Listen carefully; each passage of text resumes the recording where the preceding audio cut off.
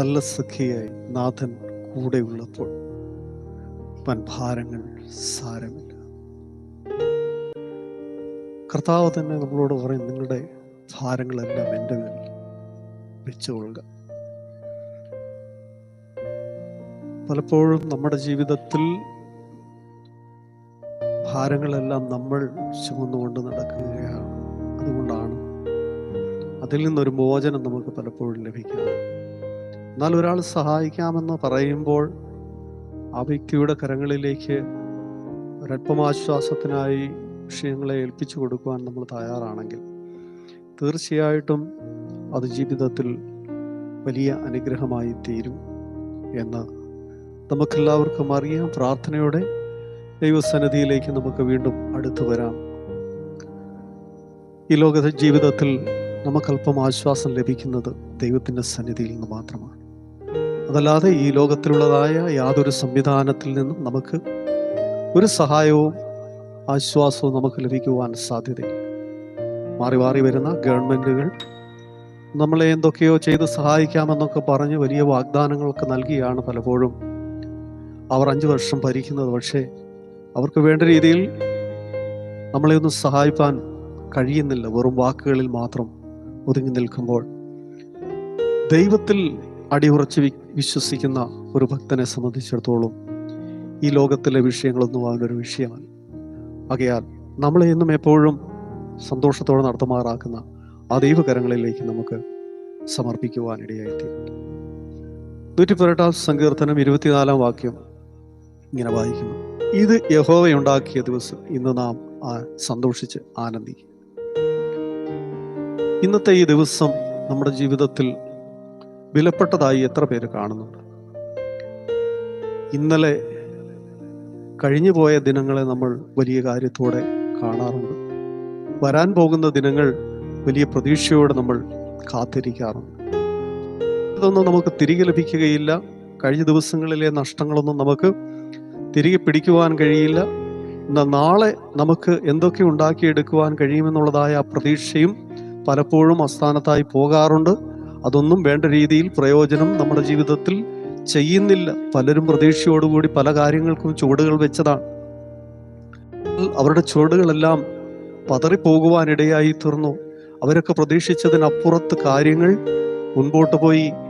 അവർക്കാർക്കും രക്ഷപ്പെടുവാൻ കഴിയാത്ത നിലയിൽ പലരും ഈ ലോകത്തോട് വിട പറഞ്ഞു പോയവരുണ്ട്. ജയിലറകൾക്കുള്ളിൽ അടയ്ക്കപ്പെട്ടവരുണ്ട്. എല്ലാം നഷ്ടപ്പെട്ടവരായി തെരുവോരങ്ങളിലും വഴിയമ്പലങ്ങളിലും അനാഥാലയങ്ങളിലും അഭയം പ്രാപിച്ചവരെ നമുക്ക് കാണാൻ കഴിയുന്നുണ്ട്. എന്നാൽ ഇന്നലകളും നാളെയും എന്നുള്ളതായ വിഷയങ്ങളും പേറി ഈ ലോകത്ത് ജീവിക്കുവാനല്ല സ്വർഗത്തിലെ ദൈവം നമ്മളെക്കുറിച്ച് ആഗ്രഹിക്കുന്നത്.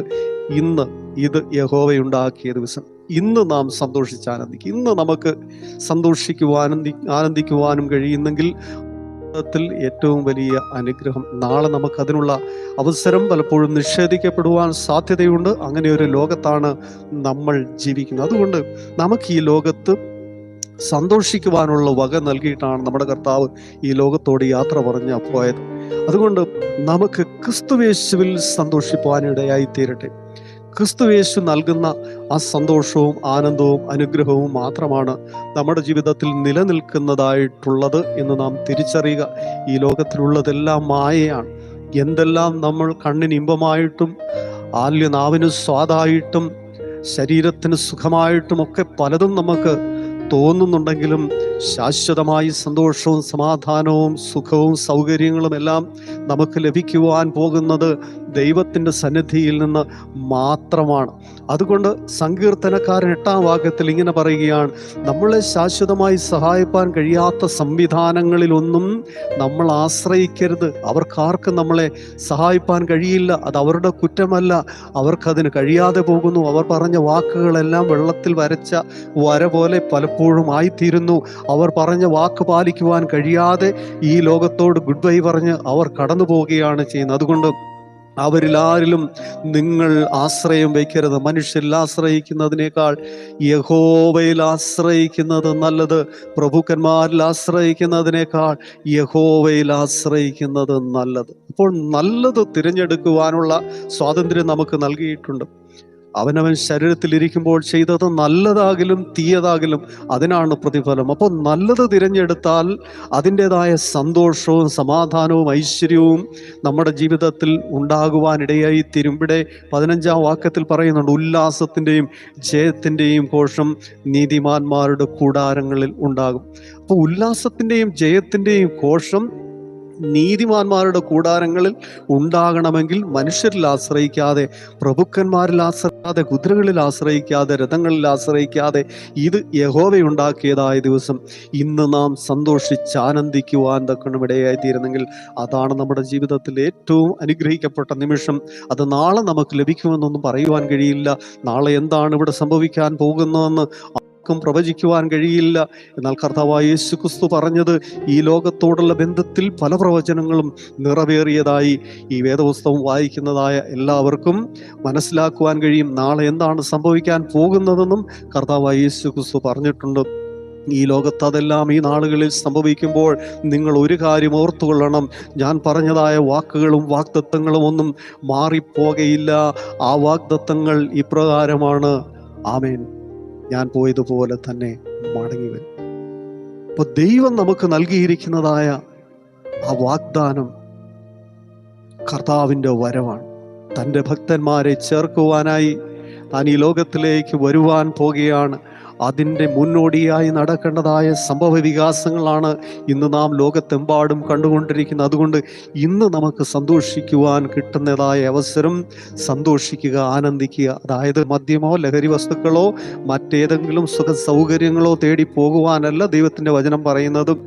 അതെല്ലാം ദൈവവചനം നിഷേധിക്കുന്ന കാര്യമാണ്. എന്നാൽ യഹോവയിൽ നാം സന്തോഷിക്കുക, ദൈവവചനത്തിൽ സന്തോഷിക്കുക, പാട്ടുകൾ പാടി നമ്മൾ സന്തോഷിക്കുക, ദൈവവേലകൾ ചെയ്ത് നമ്മൾ സന്തോഷിക്കുക, ദൈവനാമത്തിന് കൊടുത്ത് നമ്മൾ സന്തോഷിക്കുക, മറ്റുള്ളവരെ സഹായിച്ച് നമ്മൾ സന്തോഷിക്കുക. ദൈവം സന്തോഷിക്കുവാനുള്ളതായ എല്ലാ വകയും തൻ്റെ മക്കൾക്ക് വേണ്ടി ഒരുക്കി വെച്ചിട്ടുണ്ട്. അതെല്ലാം നമ്മൾ ആസ്വദിക്കുവാനും സന്തോഷിക്കുവാനുമുള്ളതാണ്. ആമേൻ. സങ്കീർത്തനക്കാരനായ ദാവീദ് പറയുന്നുണ്ട്, ആലയത്തിലേക്ക് പോകാമെന്ന് പറഞ്ഞപ്പോൾ എൻ്റെ ഹൃദയം സന്തോഷിച്ചു. അപ്പോൾ ആലയവുമായി ബന്ധപ്പെട്ടും ദൈവവും ദൈവവചനവുമായി ബന്ധപ്പെട്ടും ഒക്കെ നിൽക്കുവാൻ നമ്മൾ തയ്യാറാണെങ്കിൽ ആ ദൈവികമായ സന്തോഷം യഥാർത്ഥമായി നമ്മുടെ ജീവിതത്തിൽ നമുക്ക് അനുഭവിക്കുവാൻ കഴിയും. അതാണ് നമ്മൾ ആസ്വദിക്കേണ്ടത്. അതൊരു വലിയ ലഹരിയായി നമ്മുടെ ജീവിതത്തിലേക്ക് അത് കടന്നു വരുമ്പോൾ അത് വേണ്ട രീതിയിലെല്ലാം നമുക്ക് ആസ്വദിക്കുവാൻ കഴിയും. ഇന്ന് രാത്രിയിൽ നമ്മളിവിടെ സങ്കീർത്തനം എന്നതായി ലൈവ് പ്രോഗ്രാം നടത്തുമ്പോൾ പാട്ടുകൾ കേട്ട് ആസ്വദിച്ചവരുണ്ട്, സന്തോഷിച്ചവരുണ്ട്. ഈ ദൈവവചനം ഇപ്പോഴിവിടെ പ്രസംഗിക്കുമ്പോൾ അത് കേട്ട് സന്തോഷിക്കുന്ന ചിലരെങ്കിലും ഉണ്ടാകുമെന്ന് ഞാൻ വിശ്വസിക്കുകയാണ്. അങ്ങനെയെങ്കിൽ നമുക്ക് യഹോവയുണ്ടാക്കിയതായ ഈ ദിവസത്തിൽ ഇപ്പോൾ നമുക്ക് സന്തോഷിക്കുവാൻ കഴിയട്ടെ. നാളെ നമുക്കതിനുള്ളതായ അവസരം നമ്മുടെ ജീവിതത്തിൽ ഉണ്ടാകുമെന്ന് നമുക്ക് പ്രതീക്ഷിക്കുവാൻ വകയില്ല. നാളെ എന്നുള്ളത് നമുക്കുള്ളതല്ല. രാത്രിയിൽ ദൈവകരങ്ങളിലേക്ക് നമുക്ക് സമർപ്പിക്കാം. യഹോവയിൽ സന്തോഷിക്കുക, അവൻ്റെ വചനത്തിൽ സന്തോഷിക്കുക, അവൻ്റെ വേലയിൽ സന്തോഷിക്കുക.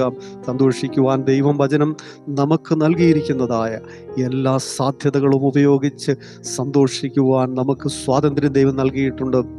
ആ നിലയിൽ എത്രയോ സന്തോഷവാന്മാരാണ് ദൈവഭക്തന്മാർ. ഹല്ലേലൂയ. അതുകൊണ്ട് ഇന്ന് രാത്രിയിലും ആ ദൈവത്തിൽ സന്തോഷിക്കുവാൻ നമുക്കിടയായി തീരും. ദൈവകരങ്ങളിലേക്ക് സമർപ്പിക്കാം. ചിലർക്കെങ്കിലും അതിന് സാധിക്കാതെ പോകും. ജീവിതത്തിലെ ഭാരങ്ങളും പ്രയാസങ്ങളും രോഗങ്ങളും ഞെരുക്കങ്ങളും സാമ്പത്തികമായ തകർച്ചകളും ബിസിനസ് തകർച്ചകളും ജോലി സംബന്ധമായ വിഷയങ്ങളും കുടുംബ തകർച്ചകളും കുഞ്ഞുങ്ങളുടെ ഭാവിയോടുള്ള ബന്ധത്തിൽ വലിയ പ്രതിസന്ധികളിലുമൊക്കെ ആയിരിക്കുന്ന ചിലരുണ്ട്. അവർക്കൊന്നും ഇന്ന് രാത്രിയിൽ ഒരു പക്ഷേ സന്തോഷിക്കുവാൻ കഴിയുന്നുണ്ടാകില്ല.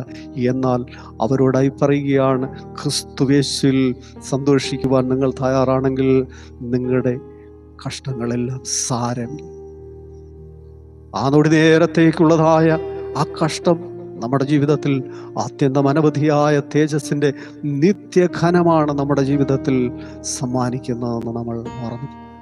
ആ ദൈവസന്നിധിയിലേക്ക് അടുത്ത് വരുവാൻ നിങ്ങളെല്ലാവരെയും ക്രിസ്തുവിൽ സന്തോഷിക്കുവാൻ ഞങ്ങൾ ആഹ്വാനം ചെയ്യും. അവിടുത്തെ കരങ്ങൾ സമ്പൂർണ്ണമായി എല്ലാവരും സമർപ്പിക്കും.